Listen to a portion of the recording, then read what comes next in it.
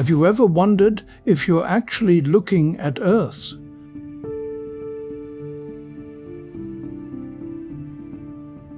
Some corners of our planet defy geological logic.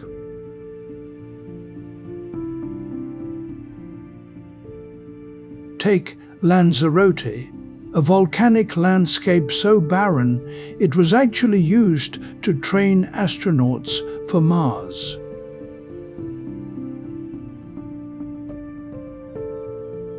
Then there's the ancient mystery of the Nazca Lines, giant geoglyphs visible only from the sky, and Cuba Pedy, an entire opal mining town built underground to survive the Australian heat.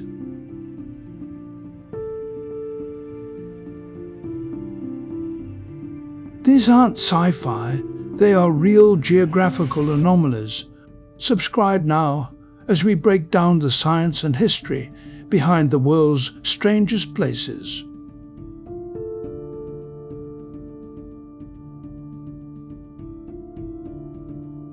If you want to visit Mars without leaving Earth, your best bet is Lanzarote in the Canary Islands.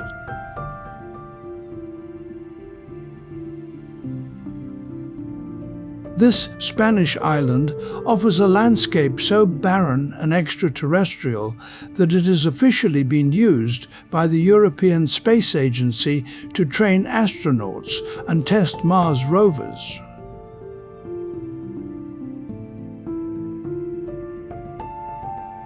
With the island was permanently scarred by massive volcanic eruptions in the 1730s, which covered a quarter of its surface in thick, solidified lava.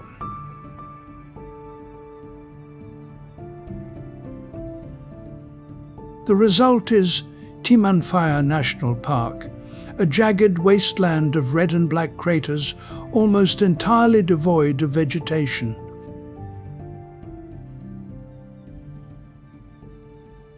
The ground here is still hot. Pour water into a hole and it will instantly blast back as steam.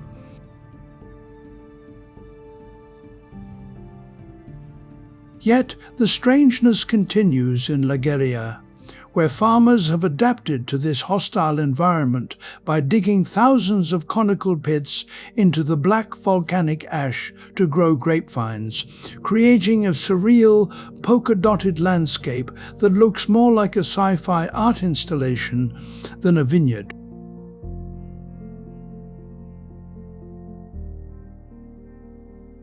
Etched into the dusty, arid plateau of southern Peru, the Nazca Lines are one of archaeology's greatest enigmas.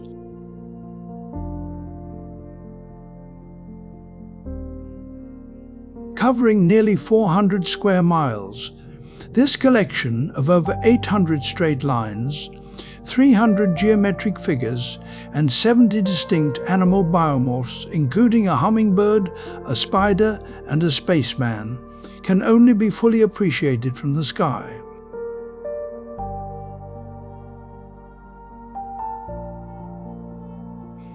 Created by the Nazca culture between 500 BC and 500 AD, these geoglyphs were made by removing the reddish-brown, iron oxide-coated pebbles from the surface to reveal the pale, lime-rich soil beneath.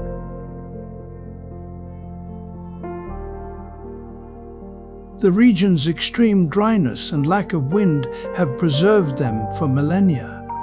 The strangeness lies in their intent. Why create massive art that the creators themselves could likely never see in its entirety?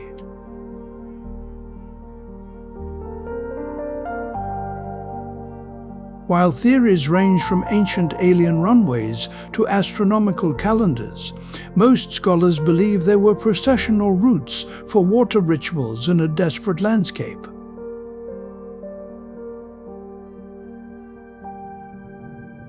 Tonle Sap in Cambodia isn't just a lake. It is a breathing entity and the largest freshwater body in Southeast Asia.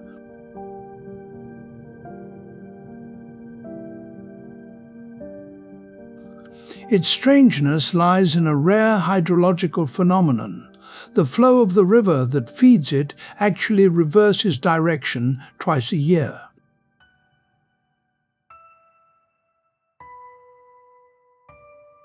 During the dry season, the lake drains naturally into the Mekong River. However, when the monsoon rains arrive, the Mekong swells so violently that it forces water backwards upstream.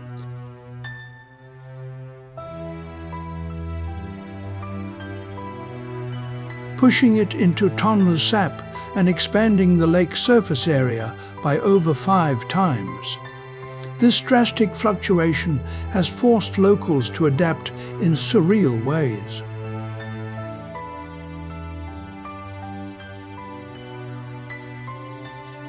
They live in floating villages, complete with schools and police stations, that rise and fall with the tides.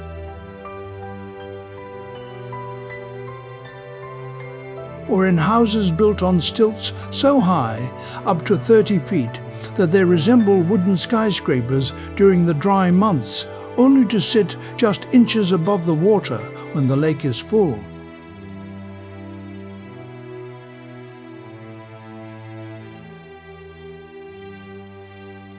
On the rugged coast of Northern Ireland, the Giant's Causeway looks less like a natural rock formation and more like a massive cobblestone highway paved by ancient architects.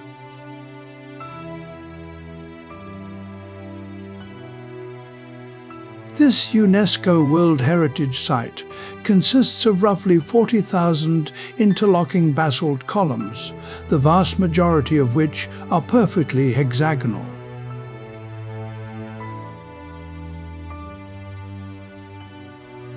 While the geometry looks engineered, it is actually the result of violent volcanic activity some 60 million years ago. As molten basalt lava flowed out and cooled rapidly, it contracted.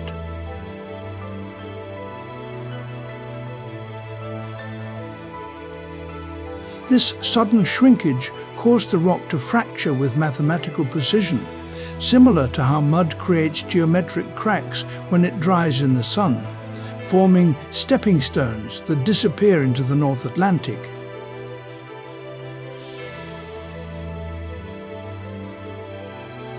The structure is so uncanny that local legend attributes it not to geology, but to Finn McCool, a mythical giant who supposedly built the causeway as a bridge to Scotland to challenge a rival giant to a fight.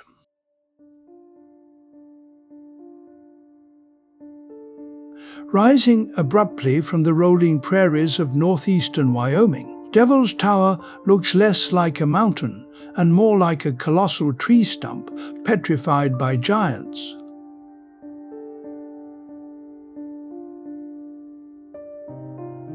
Standing over 1,200 feet tall, this geological anomaly is legally defined as the United States' first national monument, but geologically it is a rare igneous intrusion.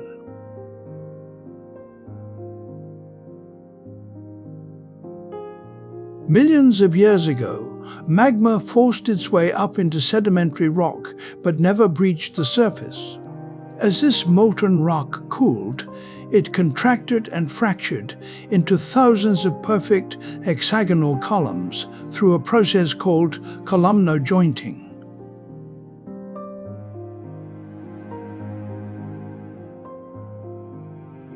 Over time, the softer surrounding rock eroded away, exposing this striking core.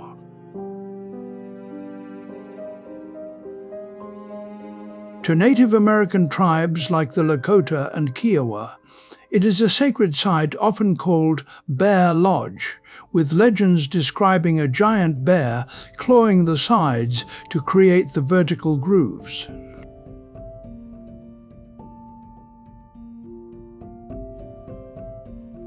Its otherworldly appearance was famously cemented in pop culture as the alien landing site in Close Encounters of the Third Kind.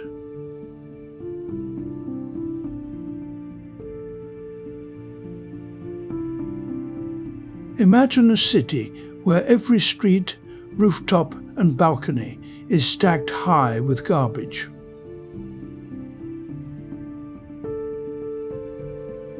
This is Manshiat Nassa, known as Garbage City, located on the outskirts of Cairo, Egypt. It looks like a dystopian wasteland, but it is actually a highly functional ecosystem home to the Zabaleen, a community of informal garbage collectors.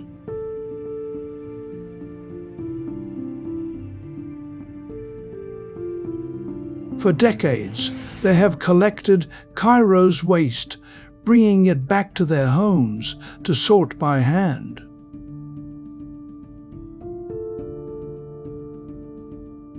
What makes this place surreal is the sheer scale of the refuse. Families live surrounded by mountains of plastic and paper, sharing their space with livestock that help process organic waste.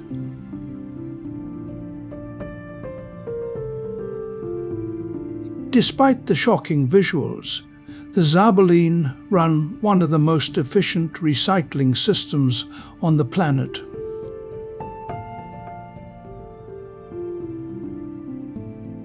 Deep within this chaotic landscape lies a hidden marvel, the monastery of Saint Simon.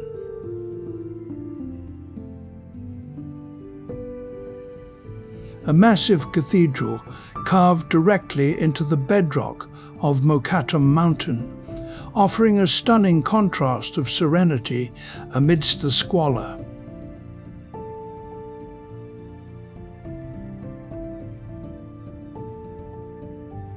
Situated on Iceland's famous Golden Circle, Hákardalur Valley is a steaming, bubbling landscape that feels like a chemistry experiment gone wild.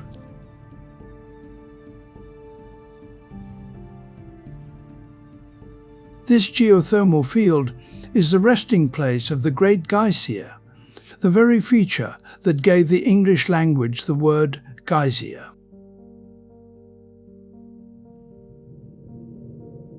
While the Great Geyser is largely dormant today, its neighbor, Strokor, puts on a violent show every few minutes, blasting boiling water up to 100 feet into the freezing Icelandic air.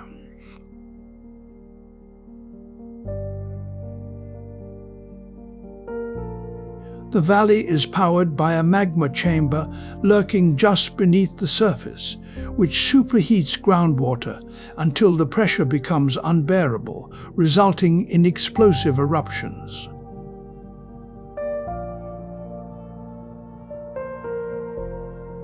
Walking through Hákardalur is surreal. The ground is stained with vivid minerals, sulfur yellows, copper greens and iron reds, and dotted with fumaroles, hissing steam and pools of clear blue water bubbling at dangerous temperatures, creating a stark contrast against the often snowy backdrop.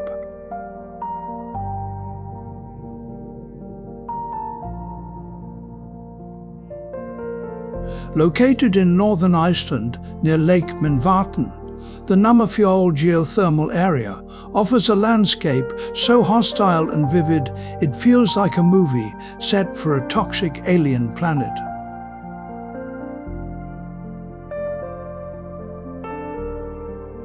Sitting at the foot of the volcanic mountain Namafjall, this high-temperature field is completely devoid of vegetation.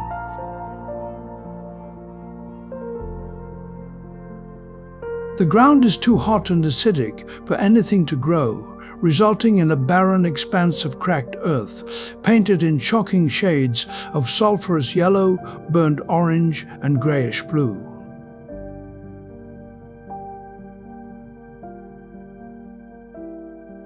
Instead of the clean water geysers found elsewhere in Iceland, Namafjall is famous for its solfataras, boiling pits of grey mud that bubble and pop like a thick witch's brew, and fumaroles, which are vents that hiss continuous columns of steam.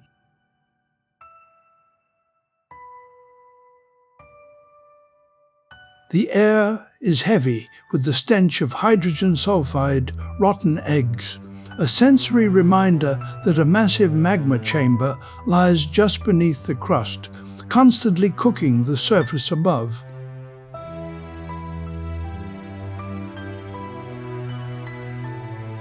Nestled deep within a steep valley in Telemark, Norway, the industrial town of Rjukan exists in a perpetual shadow for nearly half the year.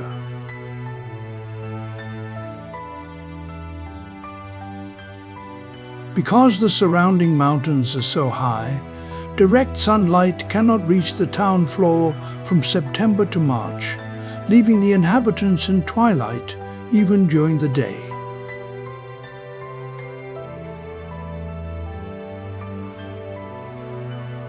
For a century, locals had to take a cable car up the mountain just to feel the sun on their faces.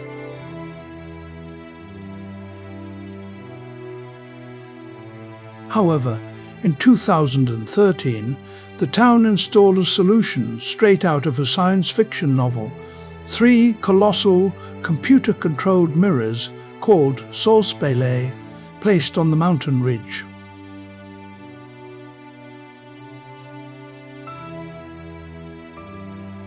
These heliostats track the movement of the sun and reflect a concentrated beam of light down into the town square, creating a solitary, bright patch of artificial sunshine.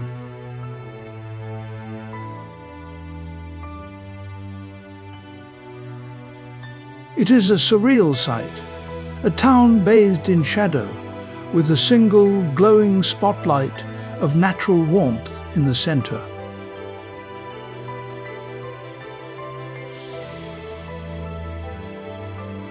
In the sunny hills of Andalusia, Spain, there lies a town that didn't just build on the landscape, it was swallowed by it. Setenil de las Bodegas is famous for its dwellings built directly into the rock gorges of the Trejo River.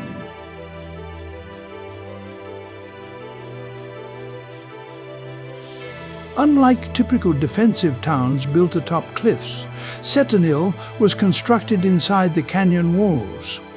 The town is visually jarring because massive natural rock overhangs serve as the actual roofs for entire streets and rows of houses.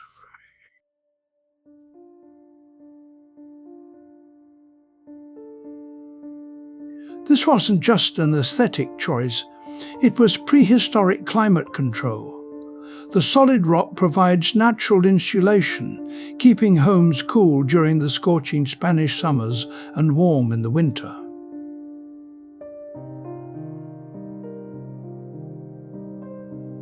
Walking through the town feels claustrophobic yet cozy, as boulders weighing thousands of tons hang suspended directly over outdoor cafes, cars, and living rooms, creating a living space where geology and architecture are fused together.